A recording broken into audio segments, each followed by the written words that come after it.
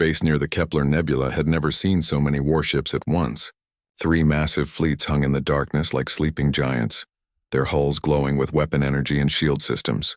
Each fleet belonged to one of the galaxy's most feared races, and each one wanted the same prize. Admiral Veltar stood on the bridge of his flagship, watching the other fleets through the main display.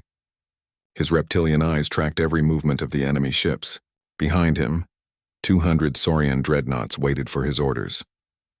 Their dark green hulls looked like metal serpents ready to strike. Veltar had fought in dozens of wars, but he had never commanded so many ships at once. "Admiral," his communications officer hissed, "the Hive Collective is moving into attack formation." Veltar turned his scaled head toward the insectoid fleet.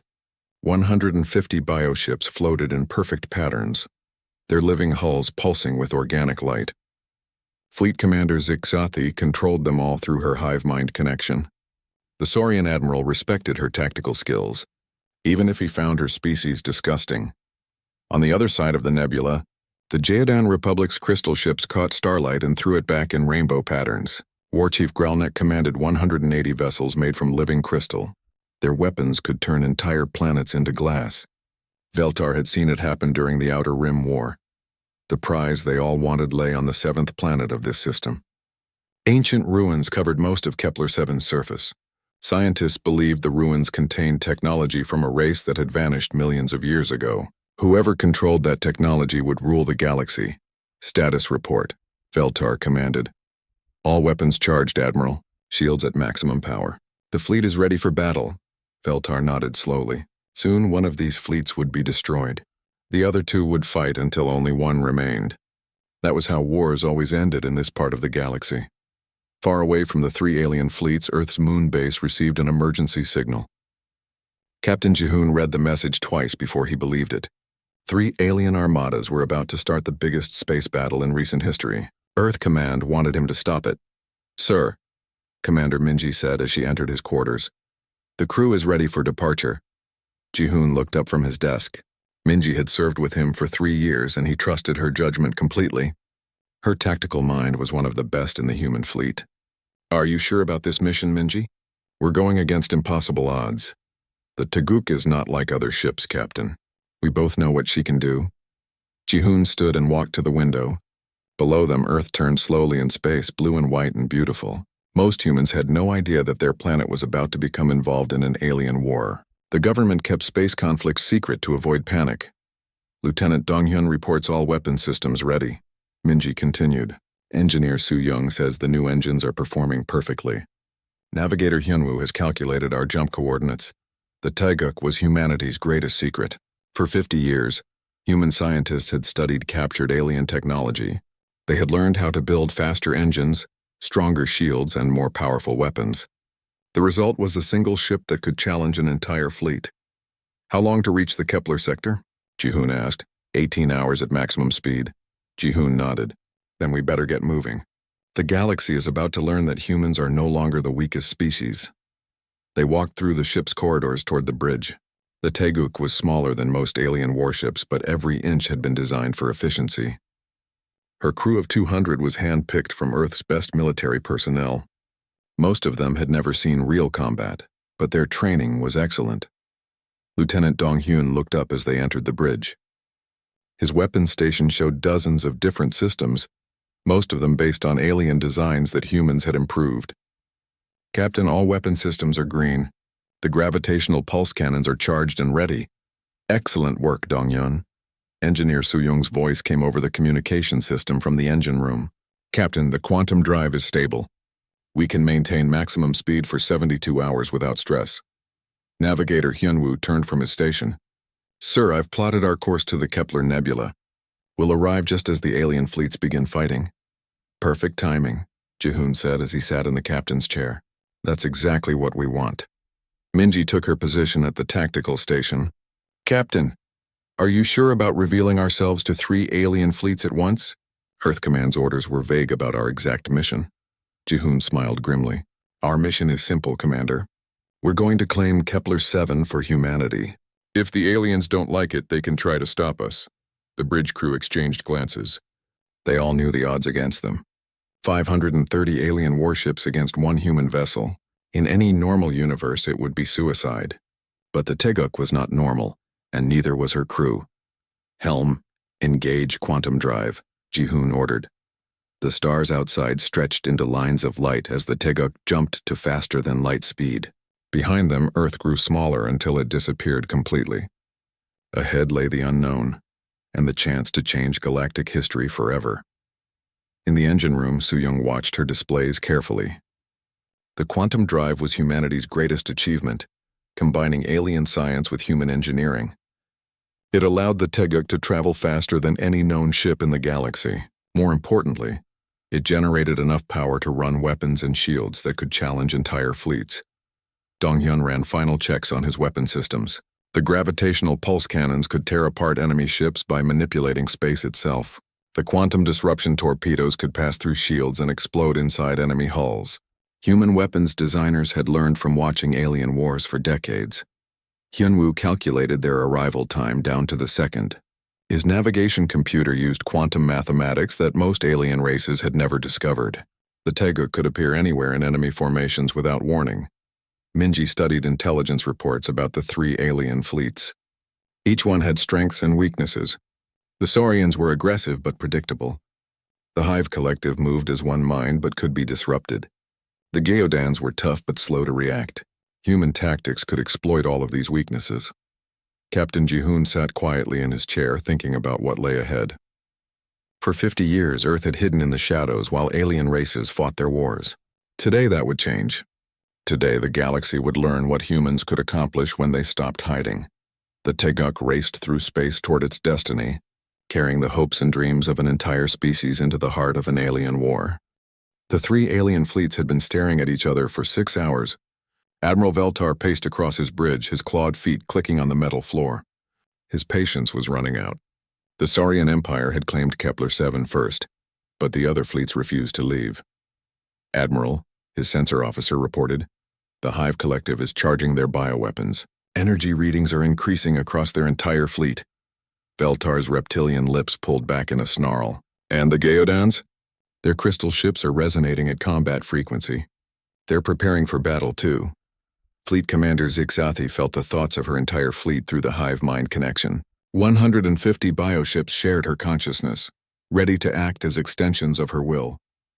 The insectoid commander's compound eyes studied the tactical situation from dozens of angles at once.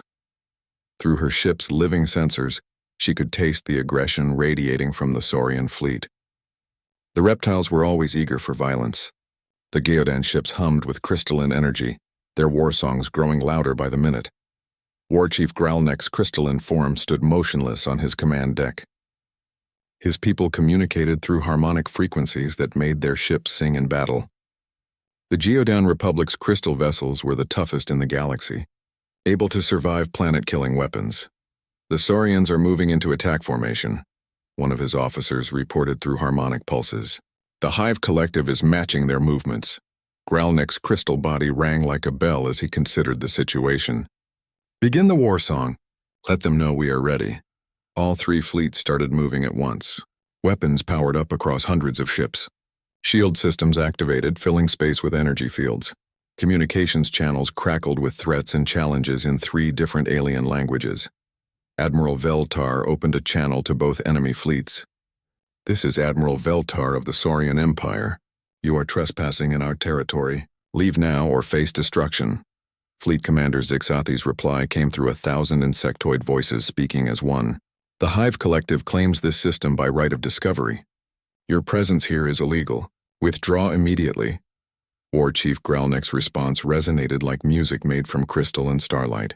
The Geodan Republic recognizes no alien claims in this sector. We will defend our interests with force if necessary. The standoff continued for another hour. Ships maneuvered into battle positions, targeting systems locked onto enemy vessels. The galaxy's 3 most powerful fleets prepared to tear each other apart. Then something impossible happened. Admiral! The Saurian sensor officer screamed. Unknown contact approaching at impossible speed. Veltar spun toward his tactical display. A new ship was dropping out of hyperspace directly between all 3 fleets. The sensor readings made no sense. The vessel was moving faster than anything should be able to travel, What is that thing? Veltar demanded. Aboard her flagship, Fleet Commander Zixathi felt her hive mind recoil in confusion. The new ship's energy signature was unlike anything in their database. Its hull design was completely foreign. Through 100 different sensors, she studied the strange vessel. Analysis. She commanded her biocomputers. Unknown Fleet Commander. The ship appears to be constructed using unfamiliar technology. Hull composition includes materials not found in our databases. Propulsion system is generating energy levels that exceed known physics. War Chief Gralneck's crystal form rang with surprise notes as his sensors tracked the new arrival. The ship was small compared to the alien dreadnoughts, but its energy output was enormous. Its sleek hull seemed to bend light around itself. Origin? He asked his crystalline officers. Unknown, War Chief. No matching designs in Geodan records. The vessel's quantum signature suggests technology advancement beyond current galactic standards. The Teguk hung in space between the three fleets, her hull gleaming with unfamiliar energy patterns. On her bridge, Captain Jihoon studied the alien formations through his tactical display. 530 enemy ships surrounded his single vessel. Minji, analysis of enemy fleets, he ordered. Commander Minji's fingers danced over her tactical console. The Saurian fleet is positioned for aggressive assault. 200 dreadnoughts in standard attack formation. The Hive Collective has formed a defensive sphere, using their bioship's natural coordination. The Geodan crystal ships are arranged in a resonance pattern that amplifies their weapon power. Weaknesses? The Saurians always attack head-on. They're predictable.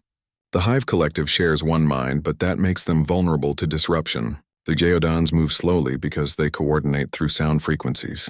Lieutenant Donghyun reported from his weapons station. Captain, all alien fleets are targeting us. I count over 3,000 weapon locks. Engineer Soo-young's voice came through the communication system. All systems optimal, Captain. The quantum drive is ready for combat maneuvers. Shield generators are at full power. Navigator Hyunwoo looked up from his station. Sir, I've calculated escape routes if we need to retreat quickly. Jihoon smiled. There won't be any retreating today, Hyunwoo. Open communication channels to all three fleets. The bridge fell silent as Jihoon prepared to make first contact with three alien civilizations. Through the main display, he could see hundreds of enemy ships waiting for his next move. Their weapons were charged and ready to fire.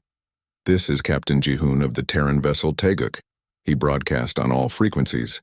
You are in violation of human territorial claims. Withdraw immediately or face the consequences. The response was immediate. Across 3 different alien fleets, commanders stared at their communication systems in disbelief.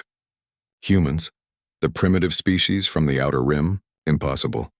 Admiral Veltar was the first to respond. His reptilian laughter echoed across the communication channel. Did that mammal just threaten us? 1 ship against 3 armadas? These humans have lost their minds. Fleet Commander Zixathi's 1,000 voices spoke as one. The hive mind finds this situation amusing. Perhaps we should capture these creatures for study. Their technology appears interesting. War Chief Gralneck's crystalline tones rang with dismissal. Destroy the pest. We have larger concerns than primitive mammals. The 3 alien commanders quickly reached an agreement. They would eliminate the human nuisance, then return to their standoff. Each believed their individual fleet could handle this lone ship easily. Captain Jihoon listened to their responses with grim satisfaction. The aliens were making the same mistake that every enemy of humanity had made throughout history. They were underestimating their opponents. Minji, track all enemy movements. Dongyun, prepare all weapon systems. Soo-young, give me maximum power to engines and shields. Hyunwoo, calculate firing solutions for priority targets. The bridge crew worked with quiet efficiency. They had trained for this moment for years. The Taiguk was humanity's answer to alien arrogance, and today the galaxy would learn what humans could accomplish. Captain, Minji reported, all 3 fleets are moving to attack positions. They're coordinating their assault. Jihoon nodded. Perfect. When they're all committed to the attack, they won't be able to retreat quickly. Through the main display, he watched hundreds of alien ships moving into position. Weapons charged, shields activated, targeting systems locked onto his ship. The 3 most powerful fleets in the galaxy were about to learn why humans had survived every challenge their species had ever faced. All hands, prepare for combat, Jihoon announced ship-wide. Today we make history. Admiral Veltar could not stop laughing. The sound echoed across the bridge of his flagship. making his officers nervous. In all his years of commanding fleets, he had never encountered such foolishness. One small ship threatening three of the galaxy's most powerful armadas. Communications officer, Veltar ordered, wiping moisture from his reptilian eyes. Patch me through to the other fleet commanders. This is too amusing not to share. Within moments, the faces of Fleet Commander Zixathi and War Chief Growlneck appeared on his main display. The insectoid leader's compound eyes glittered with what might have been amusement. The crystalline War Chief's form pulsed with harmonic frequencies that suggested mild interest. Fellow commanders, Veltar began, his voice still full of laughter. Have you ever encountered such entertainment during a battle preparation? These humans actually believe they can challenge us. Zixathi's 1,000 voices spoke as one, creating an eerie chorus. The hive mind finds their confidence curious. Our databases show humans as a recently spacefaring species. They have no significant military achievements. Their technology is primitive compared to our bioengineering.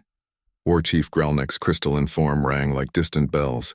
The Geodan Republic has monitored human activities for several decades.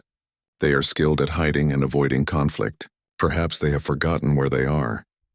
Veltar's tactical display showed the human ship's specifications as far as Saurian intelligence could determine. The vessel was smaller than most alien destroyers, with energy readings that seemed impossibly high for its size. His science officers had been analyzing the readings for several minutes without success. Admiral, his weapons officer reported, our targeting systems are having difficulty maintaining locks on the human vessel. Their hull seems to be interfering with our sensors. Irrelevant, Veltar dismissed. What can one ship do against 600 vessels? Even if they have improved their technology, they cannot overcome such odds. Fleet Commander Zixathi studied the human ship through her biosensors. The vessel's design was unlike anything in the hive mind's collective memory. Its hull material seemed to shift and change, almost like living tissue but clearly artificial. The energy signatures coming from its engines suggested power output far beyond what should be possible. Fleet Commander, one of her bioship captains, reported through the hive mind. The human vessel is not matching any known ship classifications. Its quantum signature is unusual. Unusual how? The ship appears to be generating more energy than it should be able to contain. Our biocomputers cannot determine how their power systems function. Zixathi considered this information. The Hive Collective had spent centuries perfecting biotechnology that could adapt to any situation. Their ships were living creatures, capable of healing damage and evolving new capabilities during battle. If their biocomputers could not understand human technology, it might be more advanced than expected, but one ship was still just one ship. War Chief Growlneck listened to the harmonic reports from his crystal ships. Geodan technology was based on resonance patterns that could manipulate matter at the molecular level. Their weapons could turn solid metal into gas or transform energy into crystalline structures.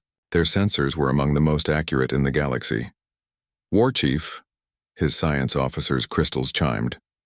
The human ship's hull is constructed from materials we cannot identify. The molecular structure seems to shift when we attempt to scan it. Impossible, Growlneck resonated. Geodan sensors can analyze any known substance. Yes, War Chief. That is what makes this situation unusual. The human vessel appears to be using technology that operates outside our understanding of physics. Growlneck's crystalline form darkened slightly. The Geodan Republic prided itself on scientific superiority. Their crystal ships were marvels of engineering that had never been matched by other species. If human technology was truly beyond their understanding, it suggested developments that challenged Geodan assumptions about the galaxy. But logic was logic. One ship could not defeat three fleets. Admiral Veltar opened the three-way communication channel again. Fellow commanders, I propose we settle this quickly. Each of our fleets could destroy this human pest individually. Why don't we make it interesting? What do you suggest? Zixathi asked. Let us each commit one squadron to this engagement. Whoever destroys the human ship first gets to claim salvage rights to their technology. The winner can study whatever innovations they might have developed. War Chief Growlneck's tones became more interested. An acceptable proposal. The Geodan Republic commits 12 crystal destroyers to this demonstration. The Hive Collective will send 15 bioships. Zixathi agreed. This will be sufficient to handle one primitive vessel. Excellent, Veltar laughed. 20 Saurian dreadnoughts will represent the Empire. Whoever reaches the human ship first claims the prize. The three alien commanders cut their communications and began issuing orders. Across 3 different fleets, selected squadrons moved toward the Taeguk. 60 alien warships advanced on the lone human vessel, their crews confident of easy victory. Aboard the Taeguk, Commander Minji watched the alien movements through her tactical display. Captain, 3 squadrons are approaching. 20 Saurian dreadnoughts, 15 hive bioships, and 12 Geodan destroyers. The rest of their fleets are maintaining position. Captain Jihoon nodded. They're testing us first. Smart strategy, but it tells us something important about their thinking. Sir? Lieutenant Donghyun asked from his weapons station. They see us as a curiosity, not a threat. That gives us a significant advantage. Jihoon studied the approaching ships. Minji, what's your tactical assessment? The Saurian squadron is moving in standard attack formation. Predictable approach vectors. The hive bioships are coordinating through their shared consciousness, but they're treating this like a training exercise. The Geodan destroyers are advancing slowly, probably planning to use their resonance weapons for long-range bombardment. Engineer Soo-young's voice came through the communication system. Captain, all systems are running perfectly. The quantum drive is generating more power than we've ever tested before. I think the ship knows we're about to do something special. Navigator Hyunwoo turned from his station. Sir, I've calculated optimal maneuvering patterns based on enemy approach vectors. We can use their overconfidence against them. Jihoon smiled grimly. The alien squadrons were treating this engagement like a competition between themselves, rather than a serious battle. They had no idea what human engineers had accomplished during 50 years of secret development. Donghyun, status of all weapon systems. Gravitational pulse cannons charged and ready, Captain. Quantum disruption torpedoes loaded. Point defense systems online. All weapons are showing green status. Excellent. So-young, prepare for combat acceleration. We're about to show these aliens what happens when they underestimate humanity. The 60 alien ships continued their approach, confident in their numerical superiority. Their commanders exchanged tactical communications, discussing how to divide the salvage from the human vessel.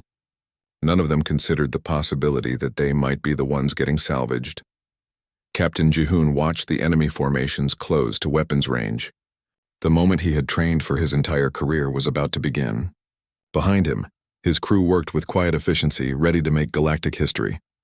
All hands, Jihoon announced shipwide. Prepare for combat operations. Today we show the galaxy what humanity has learned from watching their wars. The Taeguk hung in space, surrounded by 60 enemy warships. To any observer, the situation looked hopeless for the lone human vessel. The aliens had overwhelming firepower and numerical superiority, but appearances could be deceiving. The galaxy was about to learn that humans had spent 50 years preparing for exactly this moment. The first minute of combat began with a light show that could be seen from 3 star systems away. 60 alien warships opened fire at exactly the same moment. Energy beams thick as city blocks lanced through space toward the Taeguk. Plasma torpedoes left trails of superheated gas as they streaked toward their target. Exotic weapons that could crack moons discharged their deadly cargo at the lone human ship. The Saurian dreadnoughts fired their signature Hellfire cannons, weapons that use concentrated stellar energy to melt through any known armor. The hive bioships launched living projectiles that could eat through enemy hulls while reproducing themselves. The Geodan destroyers sang their crystal death songs, harmonic frequencies that could shatter molecular bonds. All of these weapons struck the Taeguk simultaneously. The human ship's shields flared brilliant white, brighter than a small star. Energy patterns that no alien scientist had ever seen before danced across the shield matrix. The concentrated firepower of 60 warships struck the barriers and simply stopped. Impossible. Admiral Veltar screamed on his flagship. His tactical display showed energy readings that made no sense. The human ship was absorbing weapons fire that should have vaporized a small planet. Fleet Commander Zixathi felt confusion ripple through the hive mind as their bioweapons struck the human shields and were neutralized completely. Analysis, she demanded. Unknown, Fleet Commander. The human vessel appears to be using some form of adaptive shielding. Our weapons are being absorbed and redirected. War Chief Growlneck's crystalline form rang with shock frequencies as his resonance weapons failed to affect the human ship. How are they negating our harmonic bombardment? The human shields are somehow converting our crystal songs into power for their own systems, War Chief. Aboard the Taeguk, Commander Minji monitored the shield status with professional calm. Shield absorption at 87% efficiency, Captain. Enemy weapons are actually charging our power systems. Captain Jihoon nodded. Exactly as designed. 50 years of studying alien weapons finally pays off. Dongyun, are you ready to return the favor? Lieutenant Dongyun's hands moved across his weapons console with practiced precision. All systems locked and loaded, Captain. Gravitational pulse cannons showing full charge. Quantum disruption torpedoes ready for launch. Fire at will. The second minute of combat began with the galaxy learning what human weapons could. Two of the Teguk's gravitational pulse cannons fired invisible waves of twisted space-time that passed through alien shields as if they didn't exist. When the gravitational pulses struck the Saurian dreadnoughts, the massive ship simply came apart. Metal that had been forged in stellar furnaces twisted into impossible shapes as local gravity increased by a factor of 10,000. 3 Saurian vessels were destroyed in the first salvo. Their crews never even had time to scream. The quantum disruption torpedoes were even more devastating. These weapons existed in multiple dimensions simultaneously, allowing them to phase through any physical barrier. When they reached their targets inside the Hive bioships, they detonated by converting matter directly into energy. 5 bioships vanished in brilliant explosions as their living hulls were consumed from within. The hive mind recoiled in agony as it felt the deaths of thousands of drones simultaneously. But the most impressive display came when the Teguk engaged the Geodan destroyers.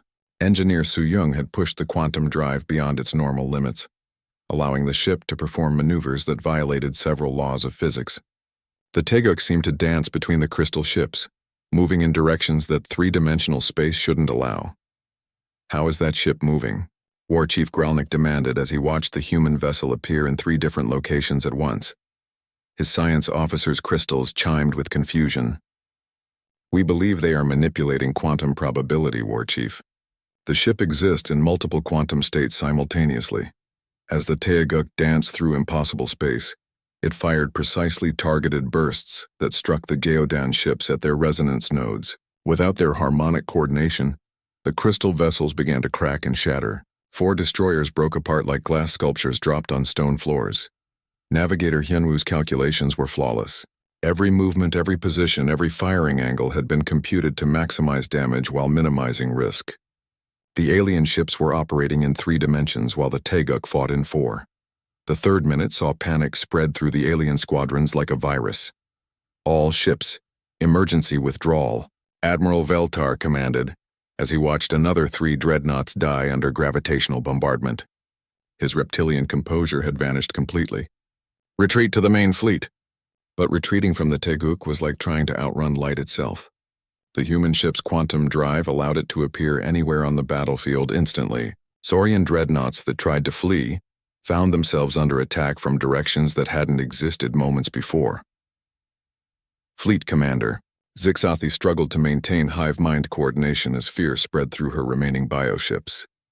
The shared consciousness that gave her fleet its greatest strength was now a weakness. Every death, every moment of terror was experienced by every surviving drone. "Break formation," she commanded. "Individual evasion patterns." But breaking the hive-mind connection only made things worse. Without their shared consciousness, the bioships lost their tactical coordination. They became individual targets for weapons that seemed to anticipate every movement.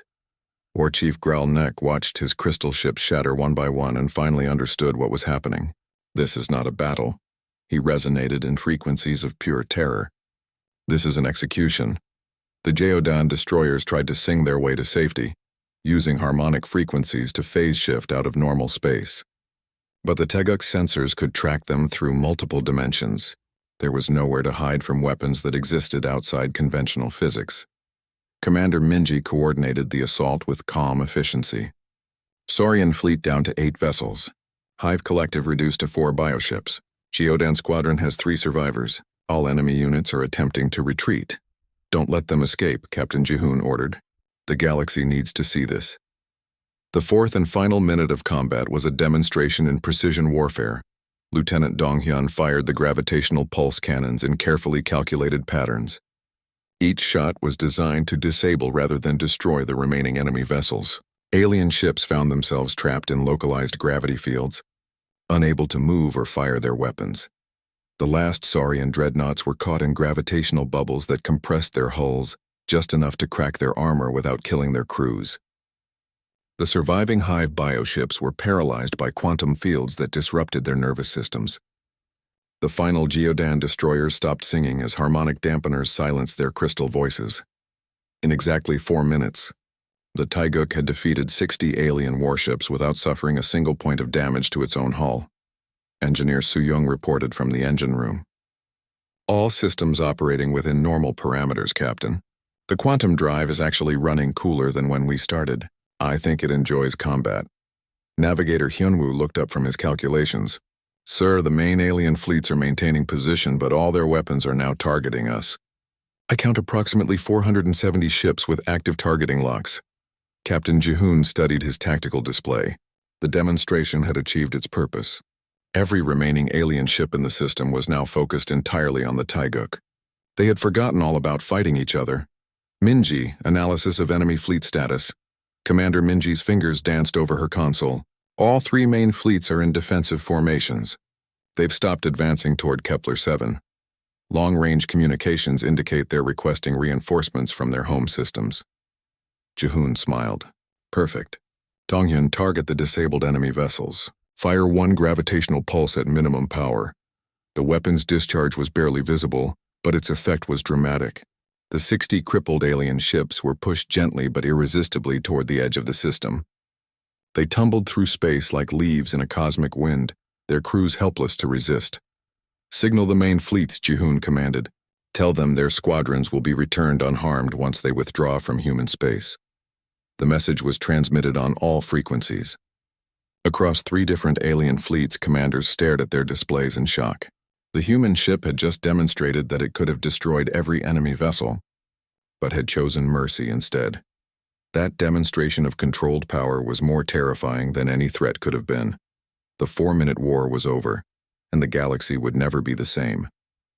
The aftermath of the 4-minute war sent shockwaves across the galaxy, faster than the speed of light itself.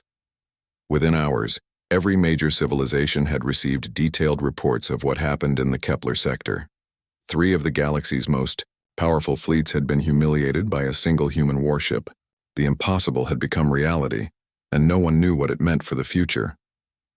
Admiral Veltar sat in his command chair, staring at the tactical display that showed his crippled squadron drifting helplessly through space.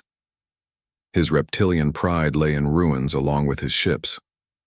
The Saurian Empire had not suffered such a defeat in over 2 centuries. Admiral, his communications officer reported with trembling voice. High Command is demanding a full report. They want to know how 60 warships lost to 1 enemy vessel. Veltar closed his reptilian eyes. How could he explain something he didn't understand himself? The human ship had used weapons and technology that seemed to break the laws of physics. Their shields had turned the concentrated firepower of 3 fleets into additional power for their own systems. Tell High Command the truth, Veltar said quietly. We underestimated the humans. Badly. Fleet Commander Zixathi felt the confusion and fear of her entire collective through the hive mind connection. Thousands of drones shared her shock at their defeat. The bioships that had evolved over millions of years to be perfect weapons of war had been swept aside like insects by human technology. Fleet Commander, one of her sub-commanders reported through the hive link, the Queen Mind is requesting immediate analysis of human capabilities. The collective needs to understand how they achieved such technological advancement. Zixathi studied the sensor recordings of the battle. The human ship had moved through space in ways that their biocomputers couldn't explain. It had fired weapons that existed in multiple dimensions simultaneously. Most disturbing of all, it had shown mercy when it could have committed genocide. Tell the Queen Mind that we have encountered a species that may be more advanced than we believed possible, she transmitted through the hive. Recommend immediate diplomatic contact. War Chief Gralneck's crystalline form had lost its usual harmonic resonance. The defeat of his crystal ships had shattered more than just their hulls. It had broken the Geodan Republic's confidence in their technological superiority. War Chief, his science officer chimed, the Council of Crystals is demanding to know how human technology surpassed our resonance barriers. Our weapons should have been able to destroy any known shield system.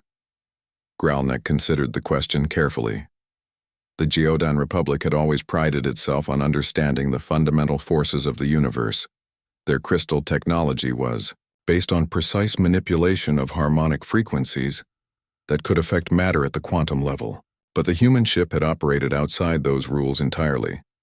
Report to the Council that we have encountered technology based on principles we do not yet understand. He resonated sadly. Recommend immediate research into human scientific achievements. Meanwhile, on the planet Kepler-7, Captain Jihoon and his crew explored the ancient ruins that had started this entire conflict. The archaeological site covered most of the planet's surface, with structures that reached deep underground and high into the atmosphere. Commander Minji used her tactical scanner to map the alien architecture. Captain, these ruins are incredibly old. My instruments suggest they're at least 5 million years ancient. Whoever built this place had technology that makes even our current achievements look primitive. Lieutenant Dongyun examined strange symbols carved into crystalline walls. Sir, these markings appear to be some kind of warning system. The translation software is having trouble, but I'm getting words like danger and return and devour. Engineer Su-young ran deep scans of the underground chambers.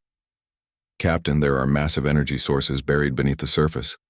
Dormant now, but the power readings suggest technology far beyond anything we've seen. Navigator Hyunwoo studied star charts carved into the ancient walls. Sir, these maps show the entire galaxy but from 5 million years ago. Look at this section here. It shows something approaching from outside our galaxy. Something huge. Captain Jihoon examined the star charts carefully.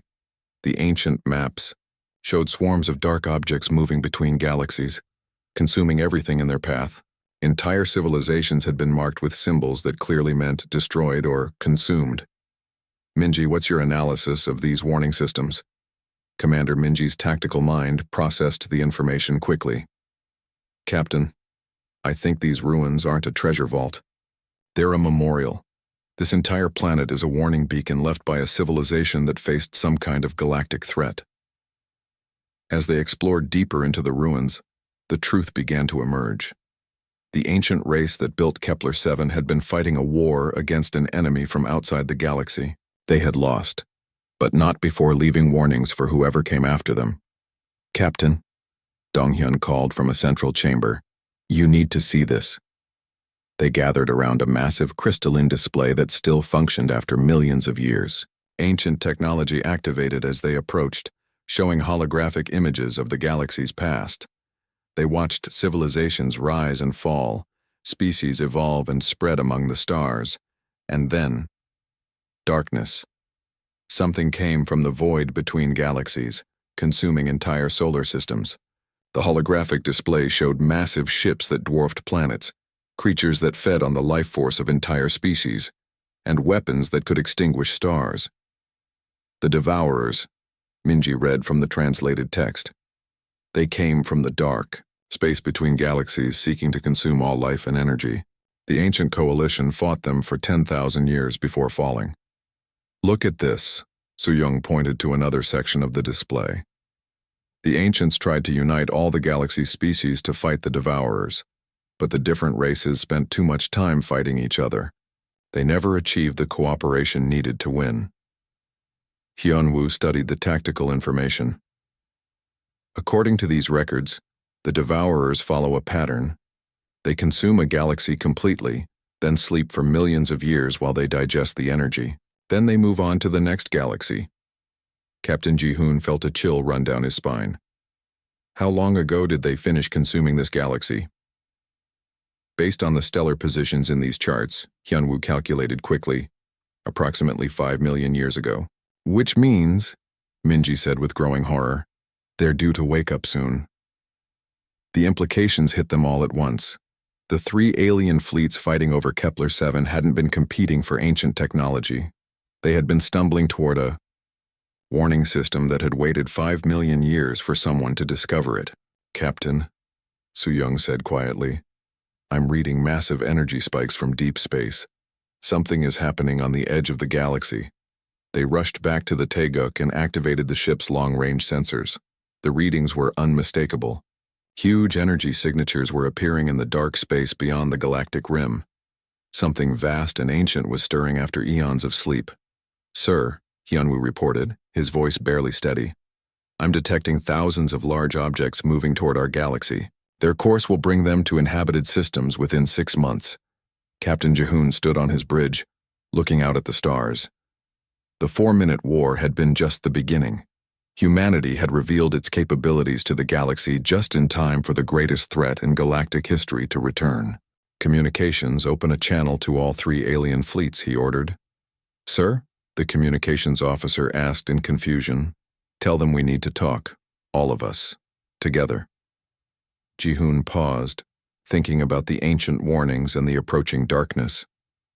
"Tell them the real war is about to begin, and they're going to need our help to survive it."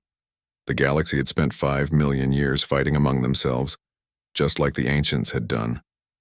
But this time they had something the ancients didn't have. They had humanity, and humans had a gift for bringing enemies together when facing a common threat. The Devourers were coming, but they would find a galaxy that had finally learned the lesson of Kepler-7. Sometimes the greatest victory was not defeating your enemies, but turning them into allies.